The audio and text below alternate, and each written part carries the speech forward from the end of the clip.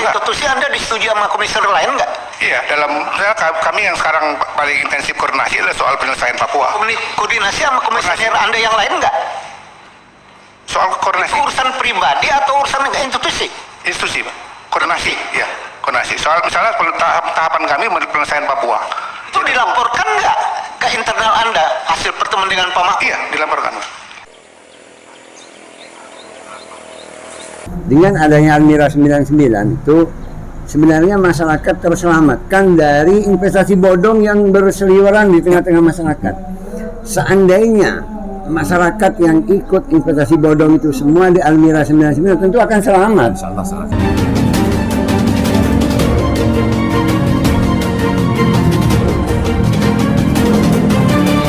Oke, kita perjelas bahwa kami mengundang LPSK ya Pak ya, jangan sampai diputar balik seolah-olah Bapak menghadap ke kita, karena jangan sampai isu beredar terkait dengan DPR yang hanya diam saja, DPR terima suap dan segala macam. Maka hari ini kita semua mendengarkan apa yang terjadi dan apa yang berproses perkara yang mengakibatkan hilangnya nyawa orang lain. Nah, maka itu untuk mempersingkat waktu, karena Pak Kompolnas akan beranjak di rapat ini.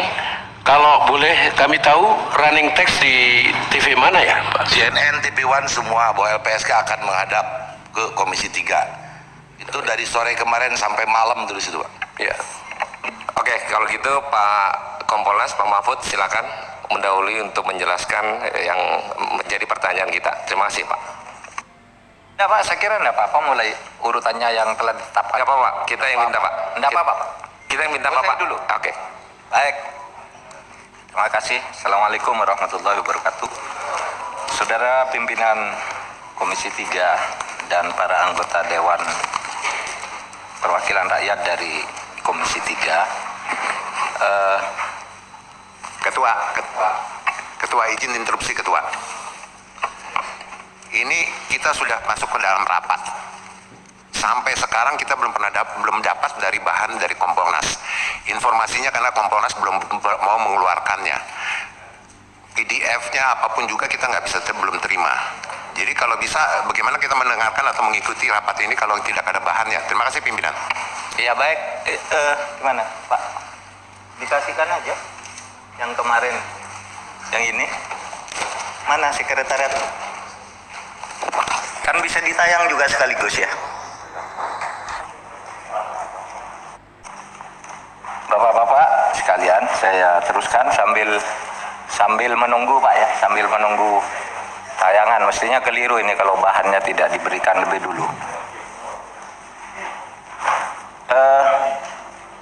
Kompolnas itu mempunyai dua posisi atau dua sikap terhadap kasus ini yang berubah dari skenario pertama dan skenario kedua.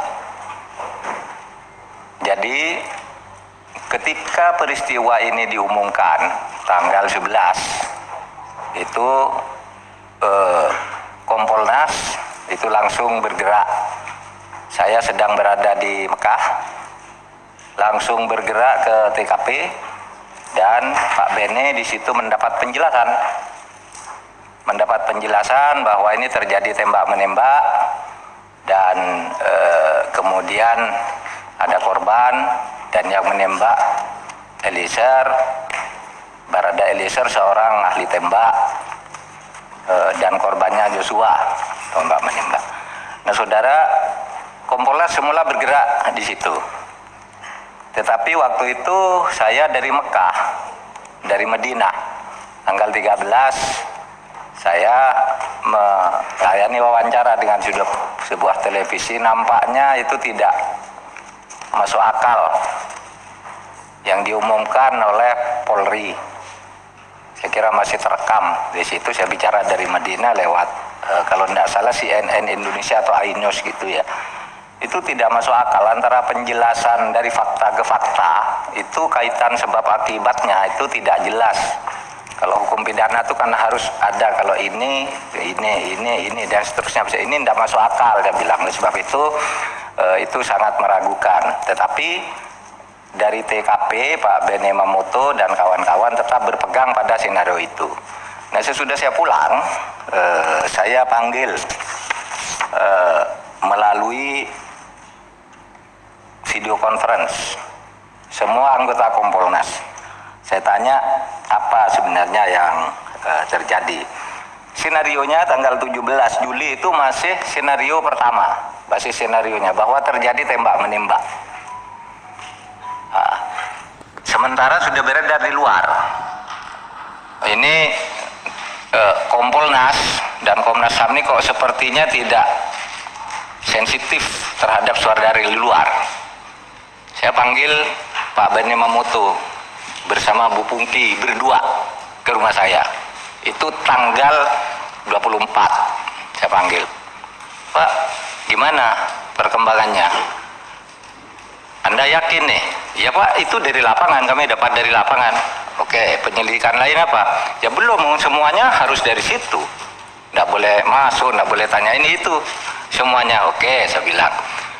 Ini ada isu di luaran bahwa Kompolnas dan Komnas HAM, saya bilang Komnas HAM, maaf ya, saya bilang ke Pak Beni maksud saya, Komnas dan Komnas HAM ini sudah disetir oleh sebuah senario, saya bilang. Katanya udah ada yang dipanggil dan diarahkan tuh jawab gitu. Nah disitulah Bu Pungki lalu menjawab, itu saya Pak, itu saya yang dipanggil oleh Pak Ferdi Sambo.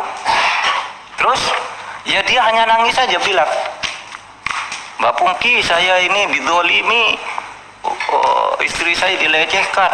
Kalau saya di sana saya tembak sendiri dia. Ini kata Mbak Pungki, nih Mbak Pungki. Nggak ada kata tembak sendiri.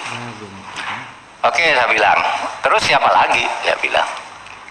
Saya dengar dari, karena sidang DPR ya, saya buka aja.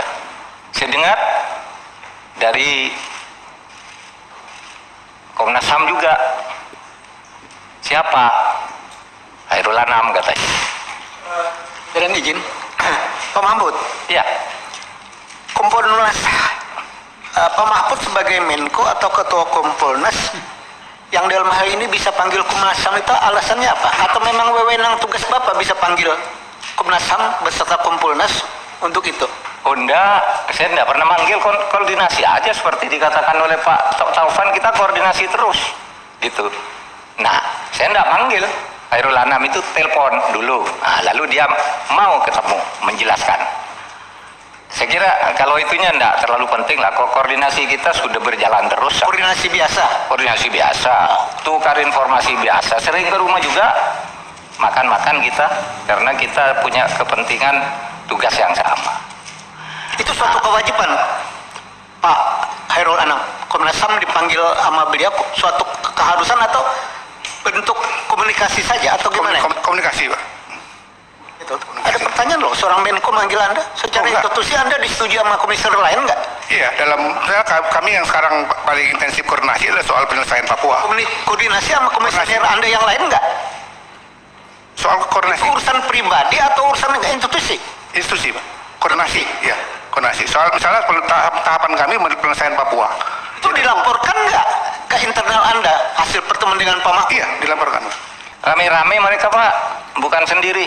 Ya, ini saya tentang HAM berat juga sama. Sorry, Pak Mahfud dan Pak Khairul Anam. Pak Mahfud kan Menko merangkap Ketua Kompolnas. Ya, kesannya adalah ini suatu panggilan. Oh. Kalau gitu, kapasitasnya apakah Komnas HAM di bawah Menko? Enggak Pak. Kan publik bisa menilai begitu. Ada sesuatu yang aneh juga gitu. Mungkin masuk ke substansinya? Hah? Mungkin masuk ke substansinya nanti disimpulkan aja bahwa begitu kan bisa. Ya, ini kan ada pertanyaan-pertanyaan Pak Mahfud. Seolah-olah powerful Pak Mahfud, ya. Ini kita lihat juga, jangan bahasa yang ini yang tidak jelas harus kita perjelas hari ini semuanya. Jadi jangan sampai seolah-olah komunikasi biasa, seolah-olah bahwa Kompolnas membawahi Komnas HAM atau Menko Polkam membawahi Komnas HAM.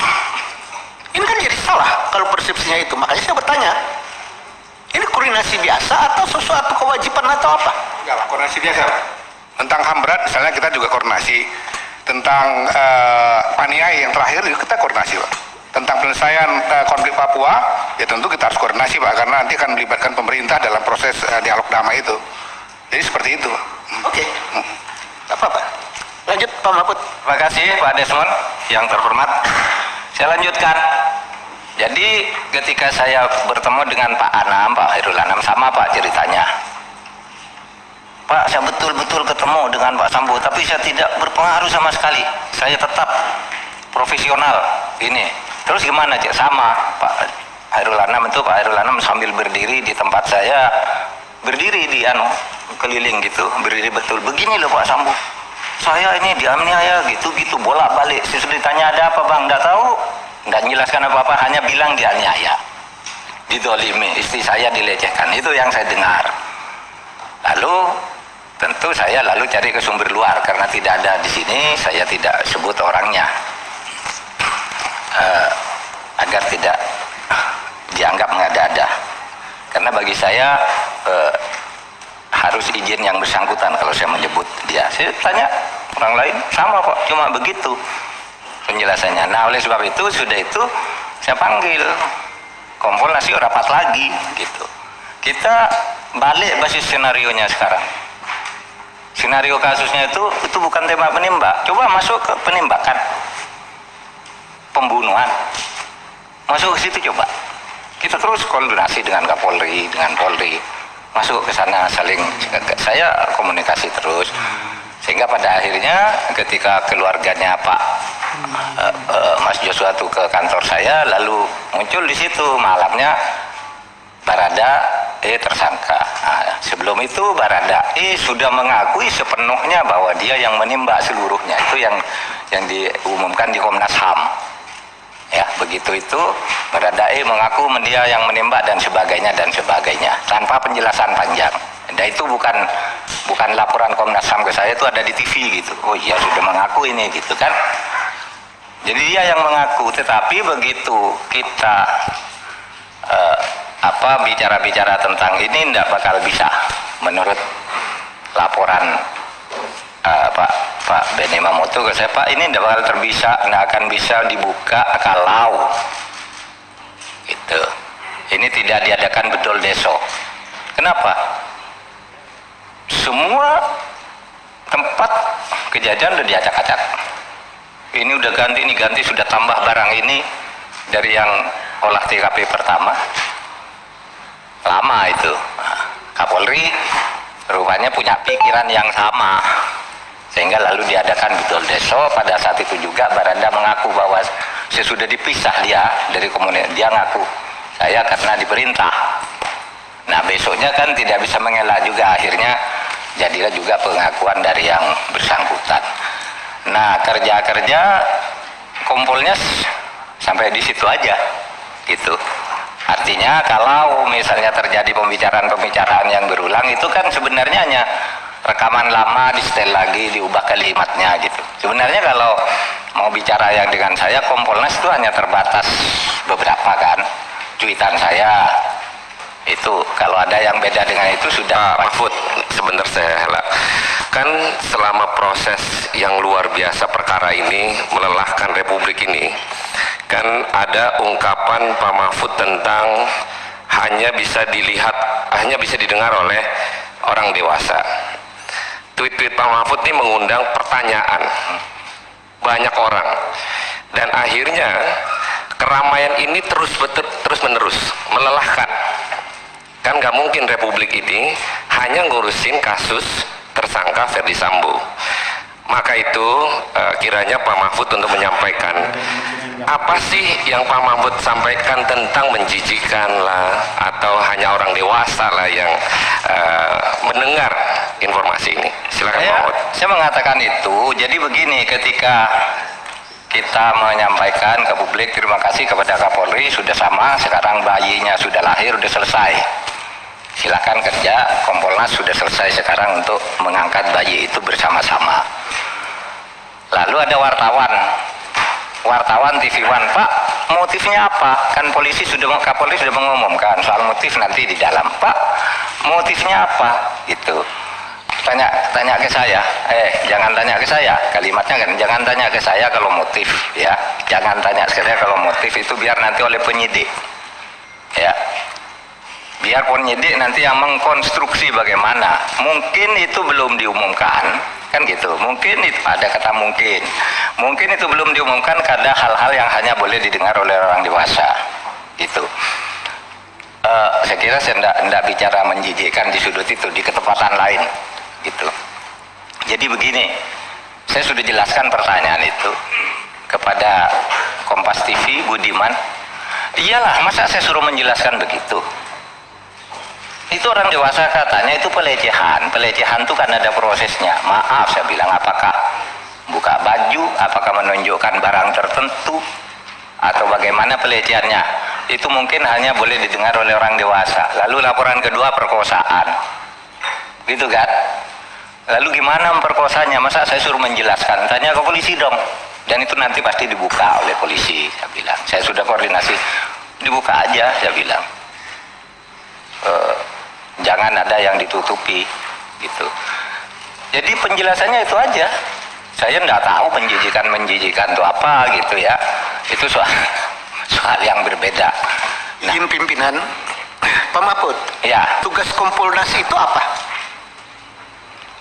Diperjelas, Pak. Tugas Kompolnas itu apa sih sebenarnya? Tugas sangat ya. Saya ini Menko Polhukam. Ya. Ex officio ketua Kompolnas. Kompolnas itu ikut mengawasi, memberi rekomendasi dan tapi saya Menko Polhukam yang harus menerjemahkan setiap yang dikatakan presiden kepada publik. Misalnya gini, kalau sudah presiden bicara ke publik, menteri itu tidak usah tanya lagi. Dan yang saya tanya bukan Menko-nya, Pak. Tugas Kompolnasnya. Seandainya ini kan ex officio, tapi Kompolnas itu pengawas eksternal. ya, Pengawas eksternal Polri. eksternal atau internal? Pengawas eksternal Polri. Jadi dia mitra. Ya, saya waktu ketemu pertama sebagai Kompolnas, saya bilang, Kapolri, saya tidak akan menjadi seperti Kompolnas dulu, seperti musuh. Kita kerjasama aja. Kalau kita punya masukan kita sampaikan. Kalau Bapak ada keluhan apa pertanyaan Kompolnas sampaikan. Itu sejak awal Kapolri dilantik saya bilang begitu. Ketemu dengan Kompolnas. Oleh sebab itu kita menempatkan diri sebagai mitra. Itu aja. Pak, kalau posisi sebagai mitra, ya, apa bedanya dengan DPR? Sama saja. Sama saja dengan LSM, dengan media kan juga sama aja, boleh bicara apa saja. Tidak mampu melakukan atau tidak punya perangkat untuk melakukan penyidikan. Dalam hal ini maka Bapak berdiskusi dengan Komnas HAM, saya paham. Tangan Komnas HAM harapannya bisa menginformasikan sesuatu kepada Kompolnas. Saya paham. Iya. Persoalannya adalah pada saat salah seorang anggota Kompolnas cuma jadi PR saja atas keterangan Polres Jakarta Selatan, ternyata itu salah. Ini kan luar biasa. Iya. Nah, luar biasa inilah dalam catatan sebenarnya Kompolnasnya ini perlu nggak? Oh, terserah Bapak kan yang buat Kompolnas ada ini.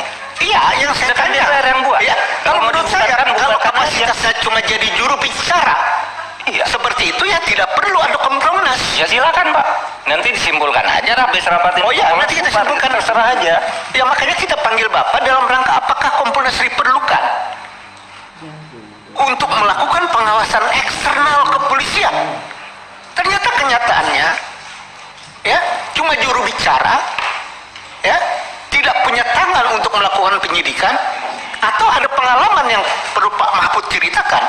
Sementara ini ada enggak masukan, catatan itu direspon positif oleh kepolisian? Banyak kasus. Pak. Banyak. Contoh, oke, kasus KM50 gimana Pak? Bapak pernah bikin catatan itu kepada kepolisian? Saya pernah kirim surat langsung. Ya, jawabannya apa? Itu urusan Kapolri. Saya pernah, saya sebagai Jawabannya tidak ada jawaban ini apa-apa, hasil tidak penting, ya, Pak? penyidikan tindak lanjuti resmi Pak, tertulis Pak. Ada tindak lanjut nggak boleh dong. Loh, Ya kalau- boleh. Enggak, Ada kalau tindak soal lanjut nggak, Pak? implementasi di Polri jangan salahkan saya. Yo, tidak disalahkan, Pak. Kita ini kan bernegara. Yang saya tanya adalah tugas Bapak itu direspon nggak? Kalau tidak direspon, maka benarlah tidak perlu ada Kompolnas. Kalau direspon, berarti ada Kompolnas. Polri semakin maju, kan begitu, Pak? Kita Ya, kan silakan. bernegara, Pak. Silakan Bukan aja menang-menangan. dinilai, Pak. Jadi jangan menang-menangan, Pak. Saya menggali ini dalam rangka untuk kepentingan yang saya paham untuk bernegara. Kalau surat-surat Kompolnas tidak dilayani sama kepolisian, buat apa Kompolnas ada? Kan begitu, Pak, harusnya. Iya. Ini catatan saya nih. Pimpinan, terima kasih.